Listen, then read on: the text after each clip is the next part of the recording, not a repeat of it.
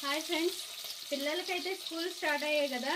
ఇంకా మనకి తల్లులకైతే పెద్ద టార్చరే. మార్నింగ్ టిఫిన్ ఏం చేయాలి, మధ్యాహ్నం లంచ్ ఏం చేయాలి, అది ఇది అని చెప్పి మనకి ఎలిజిబుల్గా సింపుల్గా అయ్యేది మార్నింగ్ ఉప్మా, మధ్యాహ్నం అయితే ఫ్రైడ్ రైస్లేని. ఇప్పుడు నేను చేస్తుంది కూడా అదేని, టమోటా రైస్. మా వాడితో అయితే ఇంకా కష్టము. ఫుడ్ తినాలి అంటే పెద్ద జ్వరం వస్తుంది వాడికైతే. అయితే పెట్టాలంటే తల ప్రాణం తోక్కొస్తుంది, అట్లా ఉంటుంది. ఫస్ట్ నేనైతే ఇక్కడ టమోటా రైస్ చేస్తున్నాను. ఆనియన్స్, బంగాళదుంపలు, క్యారెట్ అన్నీ కూడా ఫస్ట్ ఫ్రై చేసుకుంటున్నాను. ఇంకా టమాటో కూడా వేసేసి ఫ్రై అయిన తర్వాత ఇంకా రైస్ కూడా వేసేసేయాలి. నేను ఇది చేసేలోపు వాడిని బ్రష్ చేయమంటుంటే బయట చక్కగా ఆడుకుంటున్నాడు.